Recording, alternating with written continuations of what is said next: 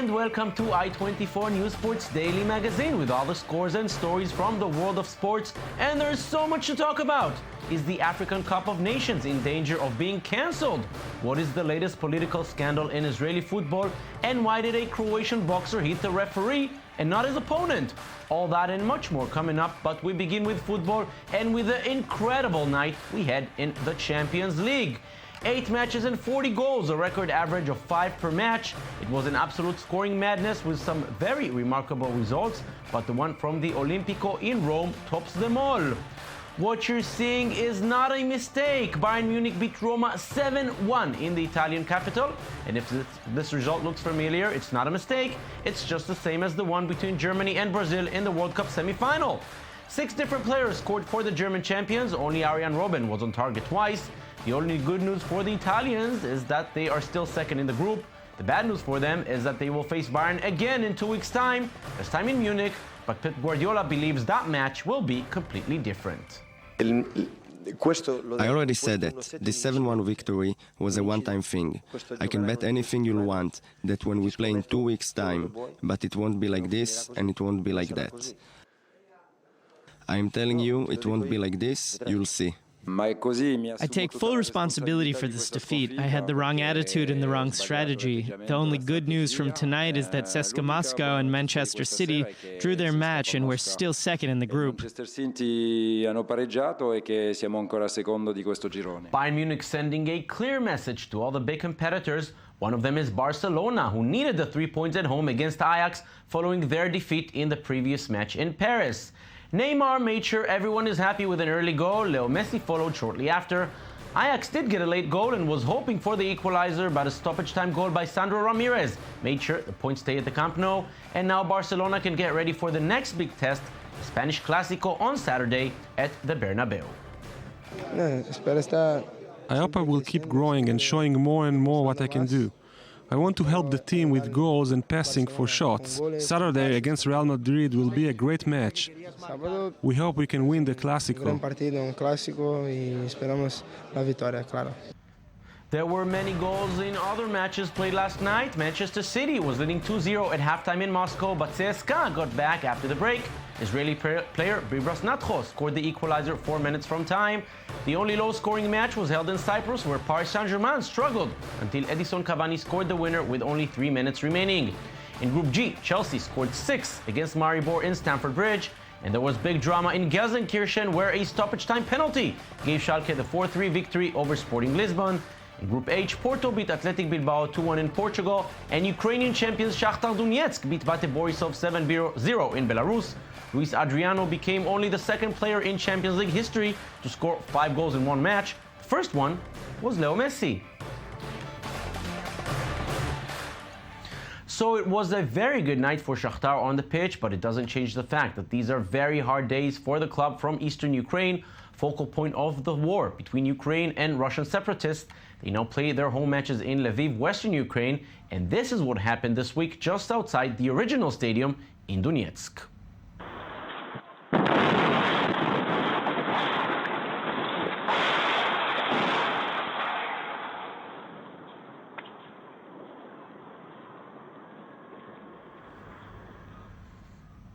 The stadium is constantly shelled, and we are happy to report that the girl seen in the video walked away only with minor injuries.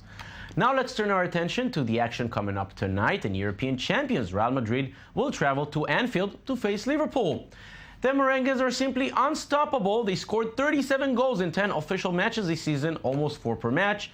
At the top of the list is, of course, Cristiano Ronaldo with 15 goals in La Liga and 2 more in the Champions League, and both teams know he is the man who can make the difference.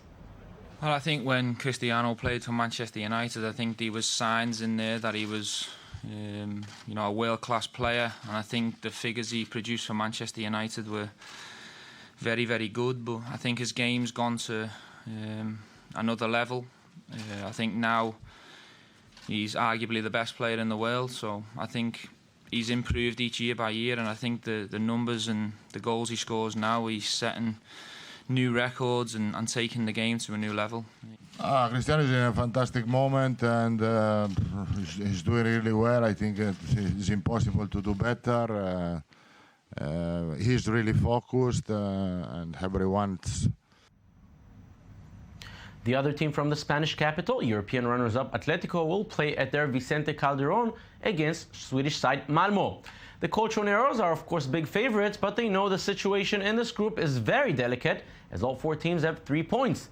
Atletico lost their first match in Greece against Olympiacos, and they know that another loss, especially at home, may have serious implications on their hopes of qualifying to the next round, and they do not expect an easy match. I think absolutely nobody in our team thinks so. Those who don't see much football or who haven't watched Malmö too much might think they're an accessible team. We have watched them closely, followed them, and we do respect them. They are nothing different than Olympiacos or than ourselves. In the other match in this group, Olympiacos will host Juventus in Greece. The second match in Group B will feature Ludogorets against Basel. In Group C, Bayer Leverkusen hosts Zenit St. Petersburg, and Benfica will travel to Monaco. Finally, in Group D, Anderlecht will play against Arsenal in Brussels, and in Istanbul, Borussia Dortmund will hope to take some time off their domestic troubles when they play against Galatasaray. Almost every top team has African players in their squad, but they lose them for a whole month, once every 2 years due to the African Cup of Nations, which is played in the winter. Will it happen again at the beginning of 2015? Not so sure, as tournament host Morocco asked to postpone it due to the spread of the Ebola virus. Liz Barnbaum and Michael Friedman with the story and the reactions.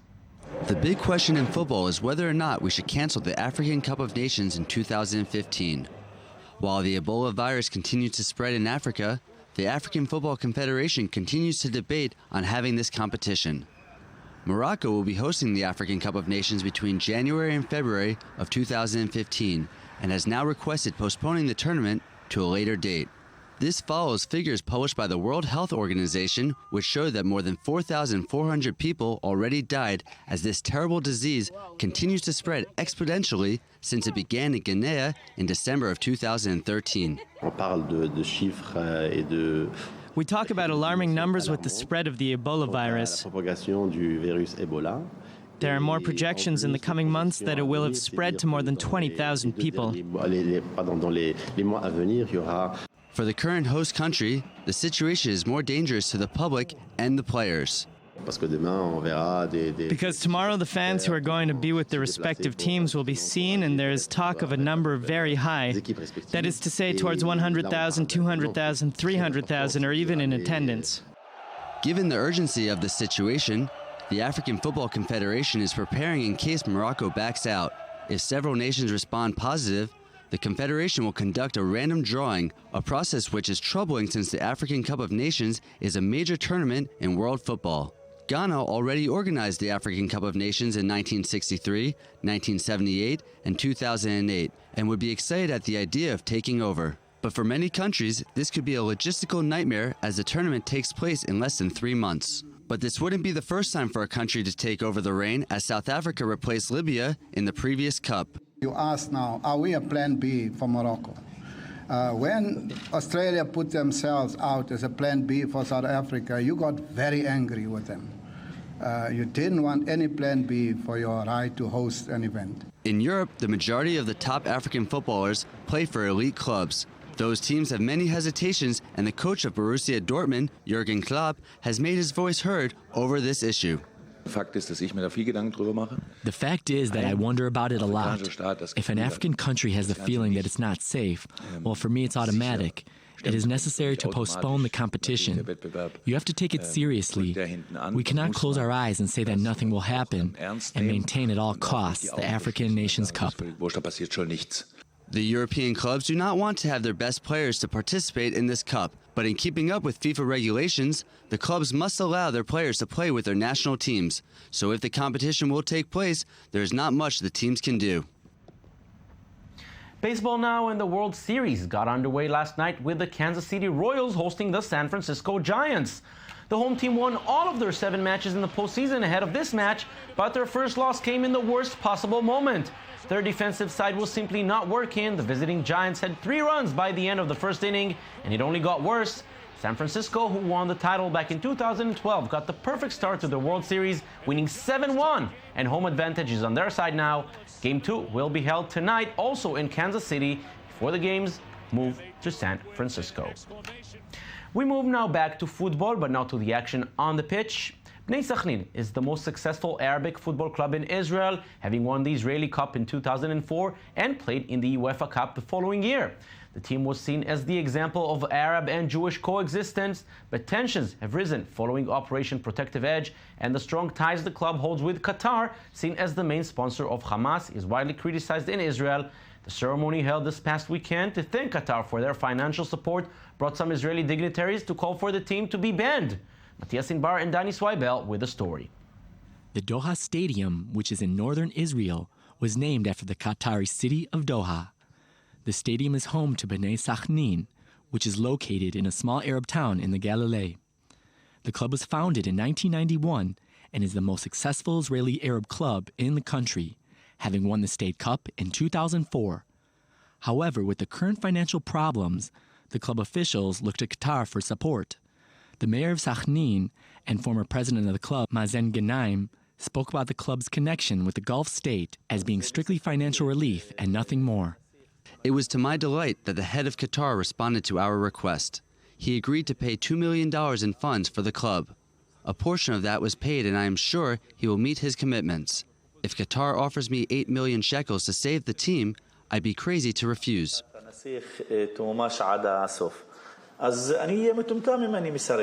Former Israel Arab MP Azmi Bishara, who ran to Qatar, was suspected of passing information to Hezbollah. However, he was the intermediary for the club during this process. Director of Bnei Sakhnin, Khaled Kassoum, was with Bishara in Qatar and spoke about his encounter. It's not a secret. Yes, it was Dr. Azmi Bishara who helped us meet the head of Qatar. But you know, the symbol of our team is living together. It's more than just a team. Jews and Arabs play together. This is precisely what prompted Qatar through our intermediate venture. This is not the first time that Qatar injected money into the club. After the 2004 Israeli Cup victory, the powerful monarchy decided to build this $6 million stadium. But the only part that may be surprising is that Qatar gave assistance to Israeli football. The club also created controversy by publicly thanking Azmi Bishara before the kickoff of a league match. The Israeli Federation has since promised to open a disciplinary council against the club. The general Israeli public does not see this as a good thing with Azmi Bishara. And then there was the role of Qatar during Operation Protective Edge. It should also be noted that the delegation of Bnei Sakhnin was questioned at the border control when they returned from Qatar. As the economic crisis continues, the team's only goal is to stay in the top league in Israel. The board members at the club state that the money received has no political ties, despite it coming from Qatar. Now to some crazy images coming from the Youth Boxing Championship held in Zagreb, Croatia. Local boxer Vido Lončar did not like the referee's decision to award a win to his rival, so this is his reaction. Lončar attacked the referee, he punched him to the ground and kept hitting him while he was on the floor. It took a few seconds until he was grabbed and taken away from the ring, and the event's director cannot believe what he saw. I don't recall any acts like that in the boxing ring. I haven't seen it before, nor in professional boxing. Not even among the boxers who had a reputation as being aggressive. Now to surfing, and defending world champion Mick Fanning is not giving up on his title just yet. The Australian won the penultimate event of the season held this week in South Africa, his third win of the season. By doing so, he cut the lead from Brazil's Gabriel Medina, who is at the top of the standings, and he now has a chance of overtaking him in the last event, which will be held in Hawaii in December. It will be a three-man race, as Medina and Fanning are joined by American Kelly Slater in the run for the world title. And just before we say goodbye, we recap today's top story, and it is the crazy match night we had in the Champions League. 8 matches and 40 goals, 5 per match, with some very remarkable results. Above all, Bayern Munich winning 7-1 in Rome. In the same group, CSKA Moscow managed a 2-2 draw with Manchester City. Barcelona beat Ajax 3-1 at home. Edison Cavani made sure PSG wins in Nicosia. Chelsea scored 6 times against Maribor. In the same group, a stoppage time penalty gave Schalke the 4-3 home victory over Sporting Lisbon. Porto beat Athletic Bilbao 2-1 at home. And Shakhtar Donetsk beat Belarusian club Bate Borisov 7-0. Let's hope we see that many goals tonight as well. And that's it for us today. Thank you for joining us. Don't forget you can watch us anytime on our website at i24news.tv. We're also on Facebook and on Twitter. Thank you for watching. See you again tomorrow. Bye-bye.